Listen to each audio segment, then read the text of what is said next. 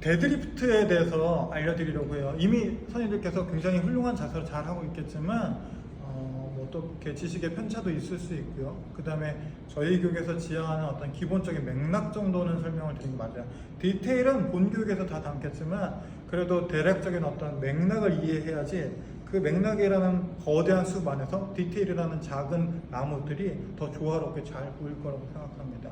자, 데드리프트는요. 바닥에 있는 혹은 바닥 이상의 어딘가에 있는 혹은 바닥보다 더 깊이 있게 만들 수도 있어요. 그러니까 내 무게중심보다 한참 아래에 있는 물건을 주워 올리는 동작입니다. 여기서 중요한 차이점이 있어요. 데드리프트 자세랑 일상에서의 줍기 자세는 조금 다를 수 있습니다. 근본적인 이유는요, 데드리프트가 평소에는 있을 수 없는 무지막지한 무게를 들기 때문에 그 차이가 생기거든요.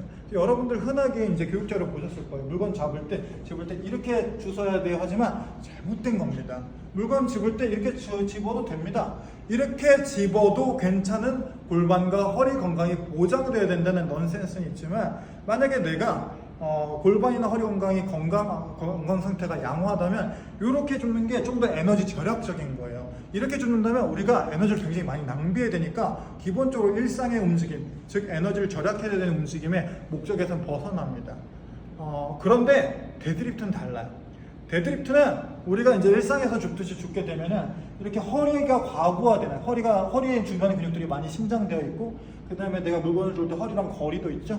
당연히 허리에 부하가 생길 수밖에 없기 때문에 특이적 전략을 사용하는 운동으로서 일상의 줍기와는 좀 다를 수 있습니다. 이걸 이용해서 허리를 강화하기도 하죠. 우선은 그 디테일을 넘어서서 한번 자세를 보여드리도록 할게요. 자, 우선은 컨벤셔널 데드리프트부터 알려드릴 텐데, 이미 아시겠지만 바벨에서부터 정강이까지 2마디 혹은 3마디 정도 떨어뜨려 놓으시는 게 좋아요. 그 다음에 이제 줍는 거죠. 척추를 반듯하게 만들어 놓고 줍겠습니다. 가장 일반적인 방법을 알려드리는 거예요. 이 상태에서 팔꿈치는 최대한 피려고 노력하셔야 돼요. 근데 피는 와중에 이렇게 겨드랑이에 쪼이는 견관절 외회전 움직임을 만들면서 피려고 하시는 게 좋습니다. 보통 견관절 외회전을 만들면 팔꿈치가 구부러지려고 하게 돼요. 커플 모션이 있거든요. 견관절 외회전을 만들면 팔꿈치가 구부러지려는 자연스러운 움직임이 발생하는데 자연스럽지 않은 움직임입니다. 그러다 보니까 이런 어떤 팔꿈치를 펴면서도 동시에 견관절을 외전시켜서 바벨을 내 몸통에 붙이고도 내가 팔꿈치가 구부러지는 탓에 체중심이 아래로 내려가지 않게 셋업을 완성하시는 게 좋습니다. 그리고 마치 스쿼트를 하듯이 발로 지면을 밀어서 일어나시는 거죠. 완전한 이제 익스텐션, 힙 익스텐션까지 만들면서 다시 반복 3개 정도 해볼게요. 마치 스쿼트 하듯이 등 근육의 힘을 잔뜩 만들어 놓고 스쿼트를 한다고 생각하시면 됩니다.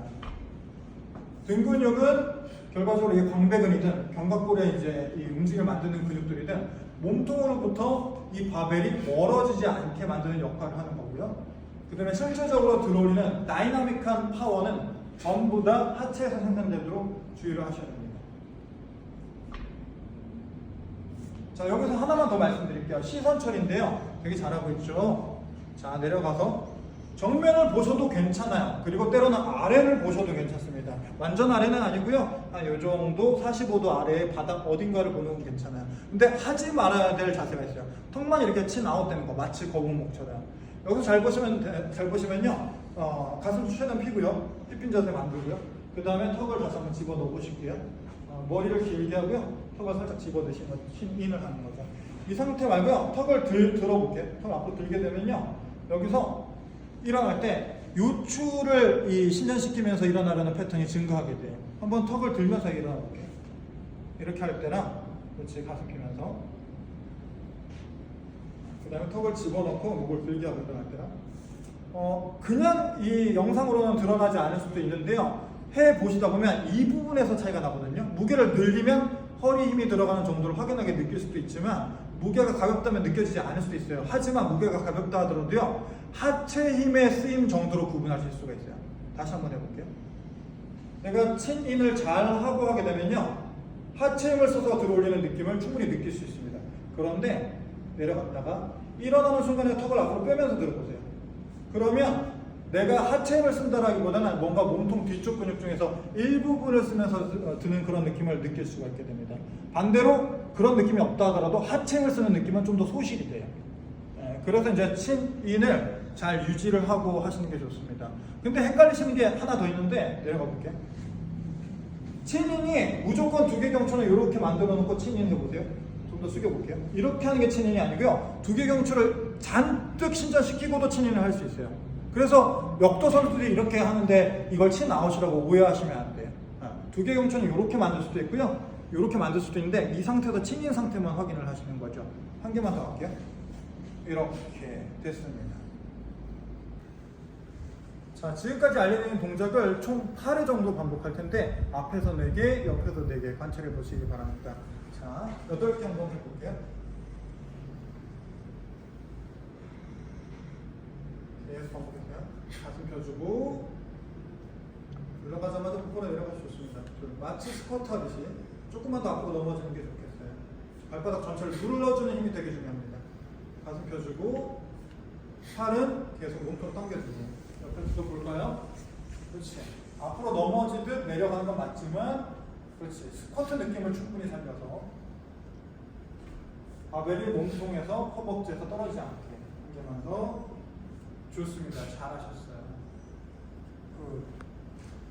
저도 약간 이 병이 있긴 있다. 스모 데드리프트도 지도해볼만 하죠. 흔히 말하기를 스모 데드리프트를 하게 되면 첫 번째, 역학적인 효율이 증가한다. 좀 더 쉽게 들 수 있다는 거죠. 두 번째, 힙 근육을 들 수 있다. 첫 번째는 그럴 수 있어요. 맞을 수도 있다는 거죠. 두 번째는 아닙니다.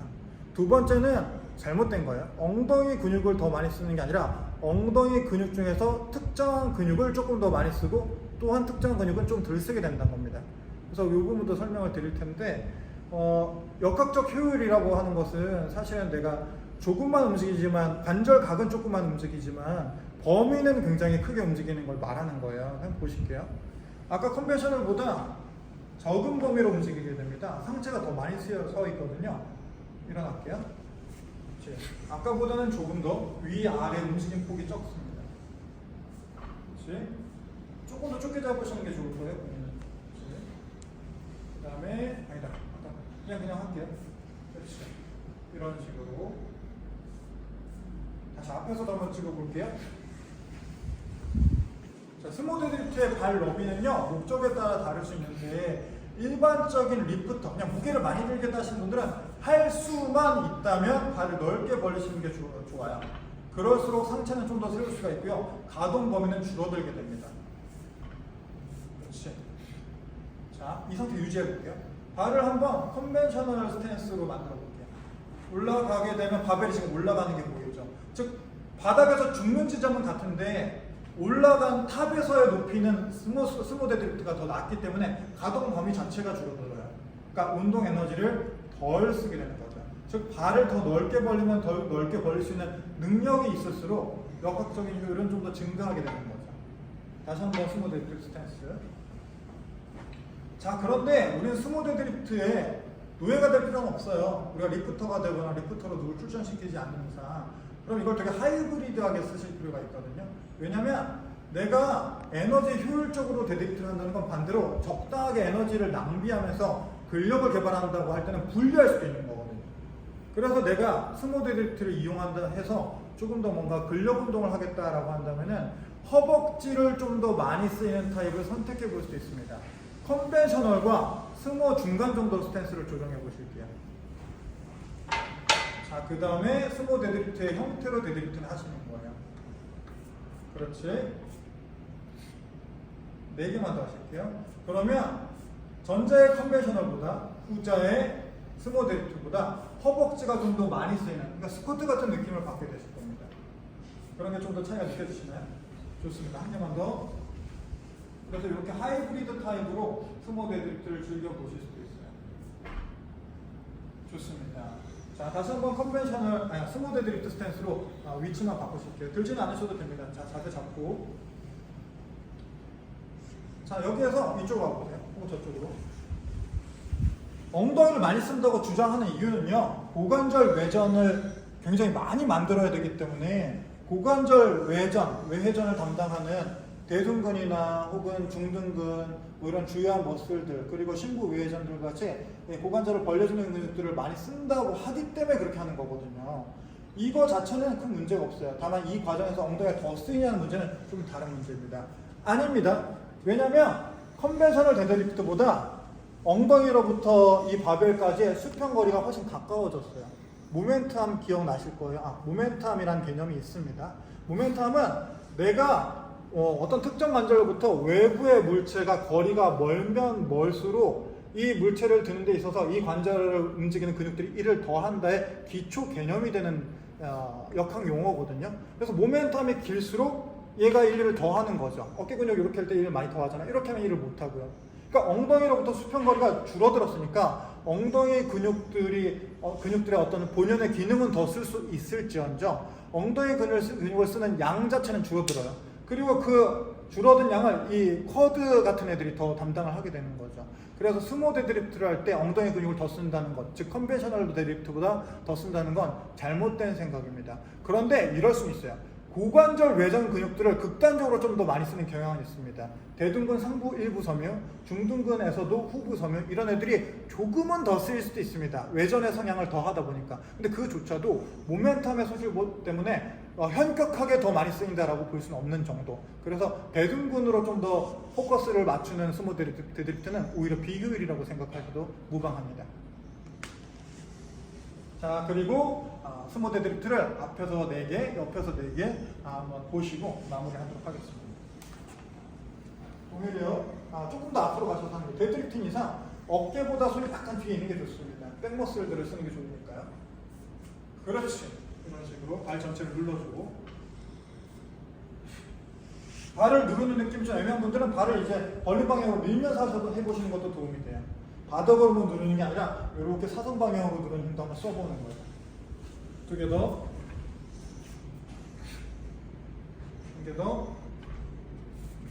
좋습니다. 효율적으로 리프팅하기 위해서 그냥 이렇게 멈춰주시고 보통은 어깨 밑에 손에 위치하는 게 좋습니다.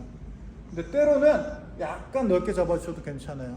만약에 내가 어깨 바로 밑에 손을 뒀더니 뭔가 등 근육 긴장이 풀리더라는 분들은 약간 넓게 잡아주시는 게 좋고요. 그렇지 않다고 하면 그냥 어깨 바로 밑에 손에 있는 게 내가 상체를 세우는 데 있어서 좀 더 유리합니다. 넓게 벌리면 넓게 벌릴수록 한번 넓게 잡아볼까요?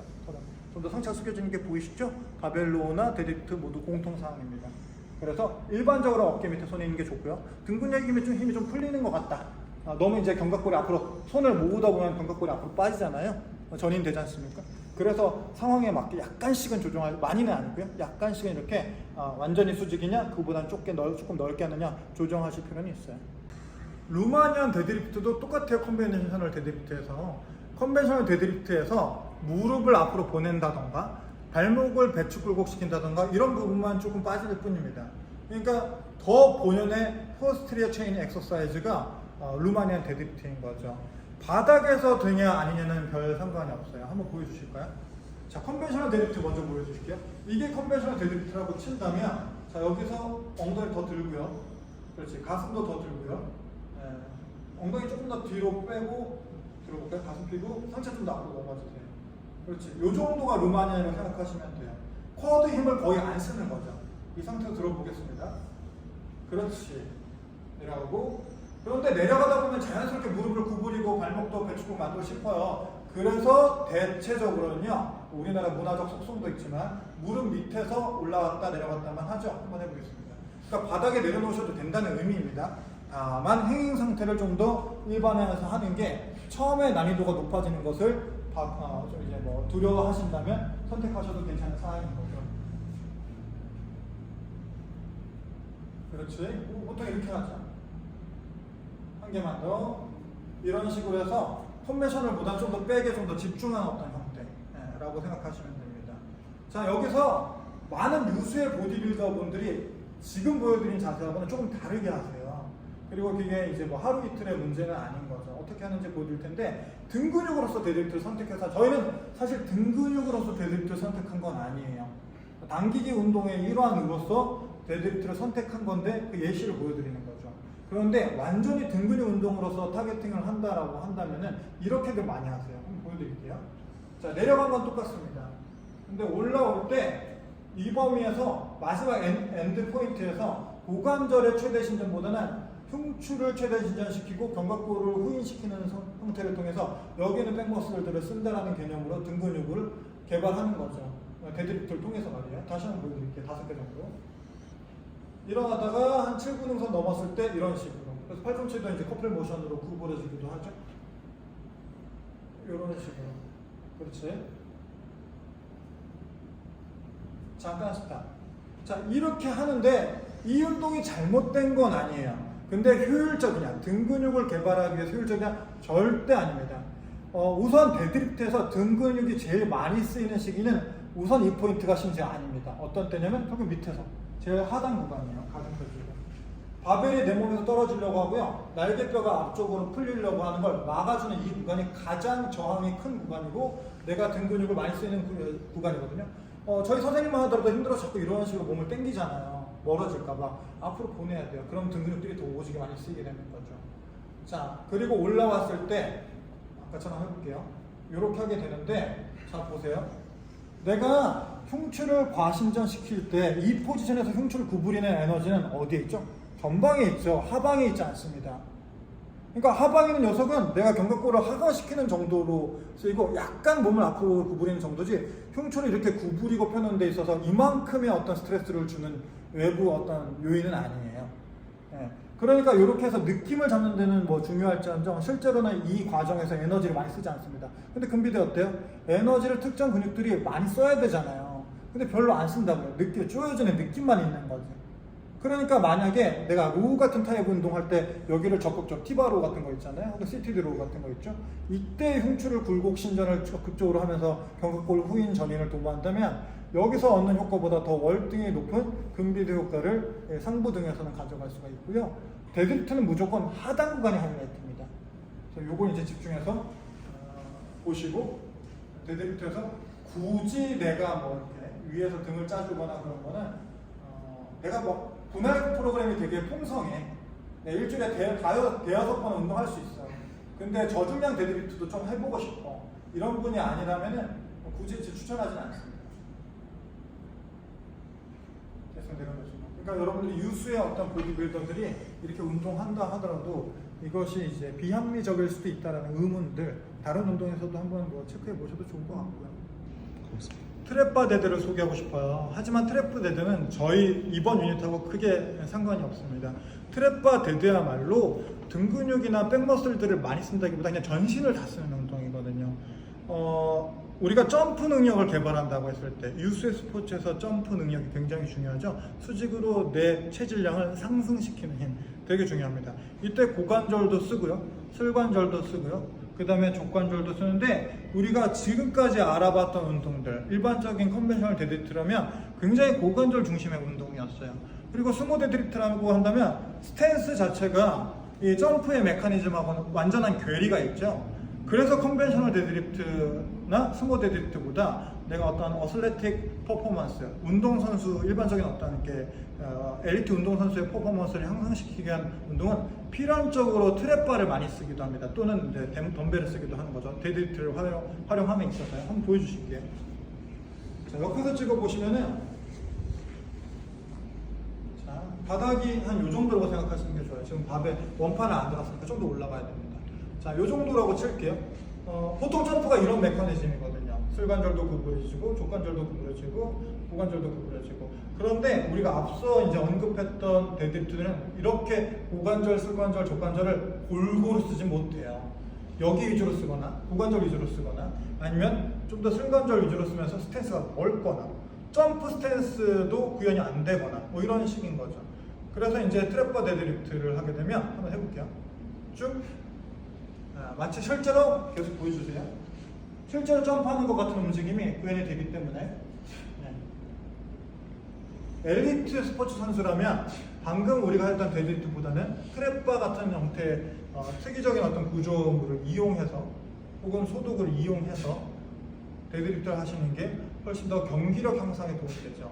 근데 운동선수에 대해서 예를 들었지만 일반인들도 전 마찬가지라고 생각해요. 일반인들한테 전형적인 어떤 바벨 운동을 고집하기보다 만약 일반인들이 건강 증진 운동의 목적이고 내가 데드리프트를 선택한다면 이런 식의 데드리프트, 트랩바 데드리프트를 저는 좀 더 많이 권장하고 싶은 마음이 있어요. 좀 더 실생활에 적합하니까 말이에요. 골고루 이제 관절들을 쓰는 움직임이겠죠. 만약 트랩바가 없어도 상관없습니다. 덤벨을 들고 하시면 돼요. 덤벨을 들어도 이제 내 몸을 이 덤벨이 트랩바처럼 관통하기 때문에 관절들을 골고루 쓸 수가 있겠죠. 그래서 그런 식으로 이제 해보시는 것도 잠깐 소개하고 싶었습니다.